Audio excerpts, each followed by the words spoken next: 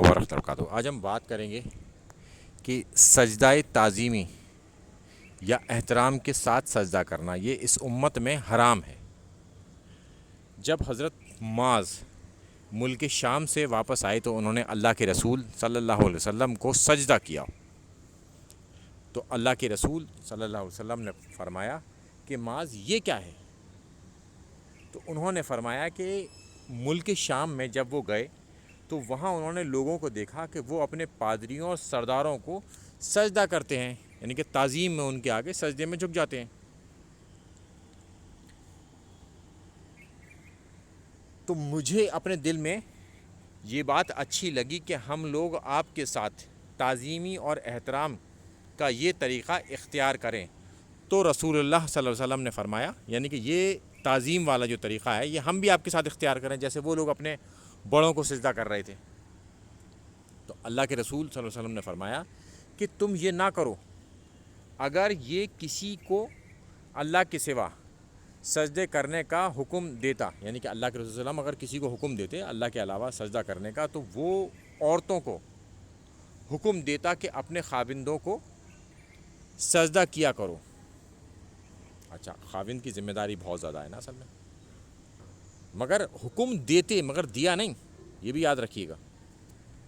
قسم اس ذات کی کہ جس کے ہاتھ میں محمد صلی اللہ علیہ وسلم یعنی کہ اللہ کے رسول صلی اللہ علیہ وسلم کی جان ہے، عورت اپنے رب کا حق ادا نہیں کر سکتی، عورت اپنے رب کا حق ادا نہیں کر سکتی جب تک کہ وہ اپنے خاوند کا حق ادا نہ کر دے۔ یعنی کہ خاوند کا حق جو ہے ادا کرنے کا مطلب یہ ہے کہ وہ اللہ کا حق ادا کر رہی ہے، کہ اگر وہ اونٹ کے کجاوے پر بھی بیٹھی اور اس کا خاوند اس سے خواہش کرے تو وہ اپنے خاوند کی خواہش کو پورا کرے۔ یہ حکم اللہ کے رسول صلی اللہ علیہ وسلم اللہ کے علاوہ کسی اور کو سجدہ کرنے کا اگر دیتے تو عورتوں کو دیتے خاوند کے لیے، مگر دیا نہیں۔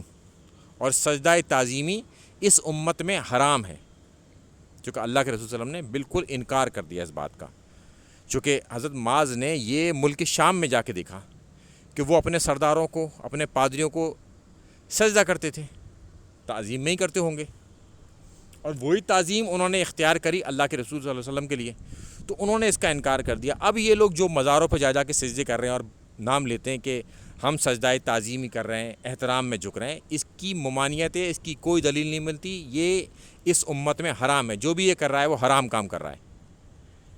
یا بہت سارے مزاروں پر آپ جا کے دیکھیں گے وہ یہ کہتے ہیں کہ ہم نے نہیں کیا، ہم نہیں کہتے لوگوں کو، لوگ خود سجدے کرتے ہیں یہاں پر، تو آپ روکتے نہیں ہیں نا۔ کبھی آپ نے روکنے کی کوشش کی کسی کو؟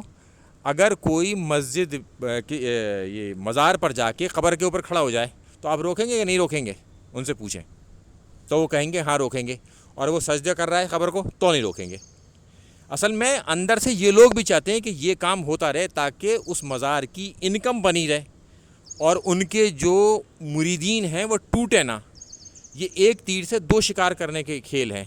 ایک طرف تو جب علمی بات ہوگی تو وہ منع کریں گے کہ ہم نے نہیں کہا، اور پریکٹیکلی ان کے مزاروں پر ان کے سامنے وہ کام ہوتا رہتا ہے اور وہ اسے دیکھتے رہتے ہیں اور روکتے نہیں ہیں تاکہ چندہ آتا رہے، لوگ ہم سے جڑے رہیں۔ جب کوئی سجدہ کرے گا کسی مزار پر جا کے کسی بزرگ کی قبر پر تو پھر وہ کچھ نہ کچھ دے گا بھی، جب اس نے اسے رب بنا لیا اپنا تو پھر وہ کچھ نہ کچھ دے گا۔ اور اس کے بچے اگر مانیے کہ وہ سجدہ تعظیمی کر رہا ہے وہ بھی حرام ہے، اس کے بچے دیکھیں گے کہ ہمارے ابا کرتے تھے تو پھر ہم بھی کرنا شروع کر دیں گے، اور اسی سے ہی ایک بڑا بگاڑ پیدا ہو جاتا ہے۔ اور اس سب کے ذمہ دار وہ ہیں جو ان مزاروں کے گدی نشین بنے ہوئے ہیں، وہ سارے ریسپانسبل ہیں۔ اگر وہ چاہیں گے تو روک سکتے ہیں، مگر وہ روکتے نہیں، کیونکہ وہ نہیں شکار کرنا ہوتا ہے۔ ایک تیر سے دو، ان کی آمدنی، ان کی زندگی، ان کی عیش عشرت سب اس کے ساتھ جڑی ہے، لہٰذا وہ اپنے پیٹ پر لات نہیں مار سکتے اس حوالے سے، ان کے پیٹ پلتے ہیں اس سے۔ السلام علیکم ورحمۃ اللہ وبرکاتہ۔